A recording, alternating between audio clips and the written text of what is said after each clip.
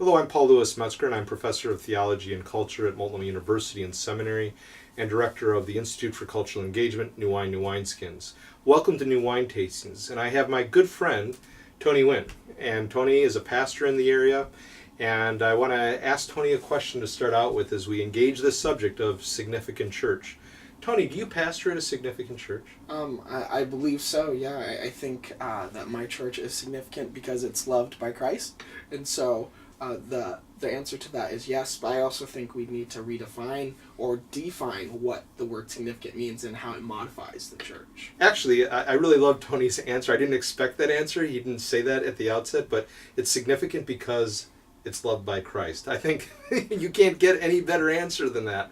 But let's unpack that. What is significant church? How do you often hear that articulated or perceived, understood? Because I hear people saying a lot, either belonging to a significant church or we need to look at the significant churches. They need to take the lead. Yeah. What's often conveyed in that, do you think? And what do you think it needs to entail as a significant church? In no way is this an attack on any specific church or any specific group or community, but I think often when we think of significant, we look at churches that have a large amount of people attending, churches with great influence and the ability to quote unquote make things happen or to move projects forward.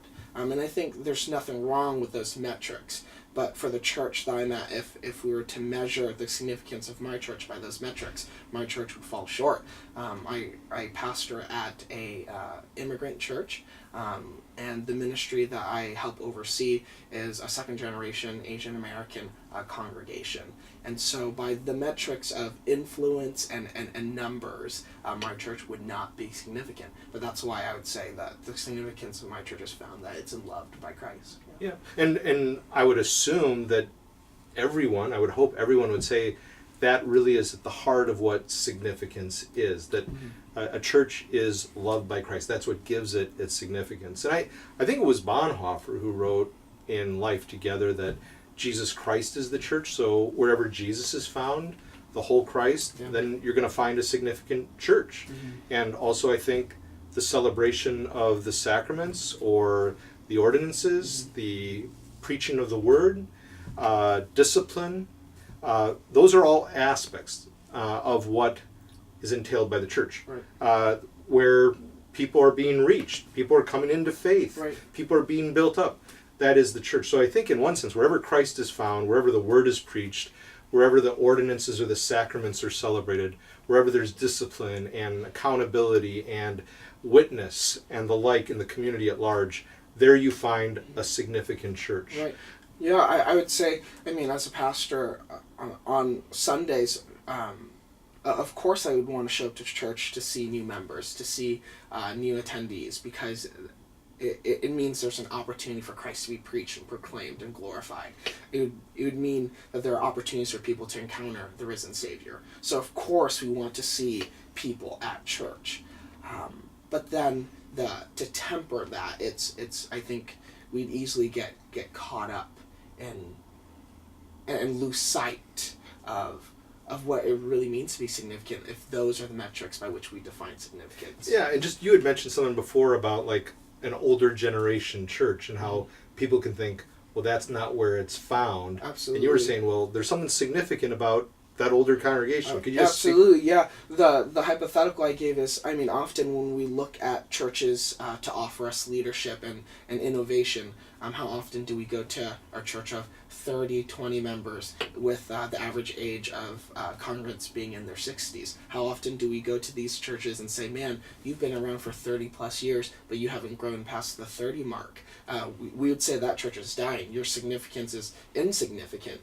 But in reality, what if we saw it as, man, this church has had a congregation of faithful members for 30 years, that the depth of their significance is their maturity as followers of Jesus, that they haven't given up the race, but they've clung to the Savior, and they've clung to one another with intentionality. What if the significance is the fidelity to Christ and to one another?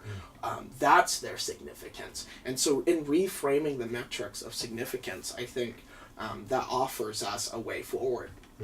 Just one last question for you, Tony. I think often when we talk about significant church, a lot of times within our religious consumer culture, people are always wanting to say or saying to themselves, whether it's explicit, implicit, inside or outside, I want to be a part of that significant church. I'm trying to find that significant church. And I think what it really should be is the church is a concrete reality. We make that ideal real. We have to be practitioners, participants in a local body. Right. That God makes that ideal real in concrete terms. So it's not, let's go find it. Let's really be it. Right. Could you speak to that? Yeah, I think going back to Bonhoeffer would say that the church is found where Christ is proclaimed, in the sacrament. And so with the church being constituted with Christ, of course it involves all the messiness of life. Of course it involves the messiness of us relating to one another and being in active relationship. And so that in and of itself gives us the definition of what it means to be the church. And so the significance of the church isn't in the way that the church is moving forward. It's in the commitment of the members to Christ and to one another.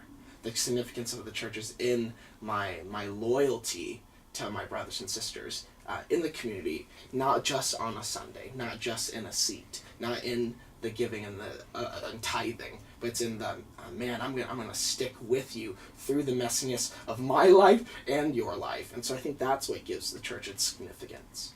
And Tony, I would assume that that's part of your reality as a pastor even presently in your particular congregation. Oh, absolutely. I'm reminded weekly that I am outdated by the members of my church. The vast majority of our members are high schoolers to young adults, and with the way that culture is changing and the terrain that we find ourselves in society, man, I am finding that I am outdated. And I can easily fall into the trap of saying, man, I'm insignificant and my ministry is insignificant. But the prayer and the hope is to stay committed to my members. And hopefully, through Christ, I'm able to minister effectively and well. That the significance of my ministry isn't found in my innovation or my relevance, but it's found in my reverence for Christ. And that inspires commitment to one another. And so that's the prayer, yeah.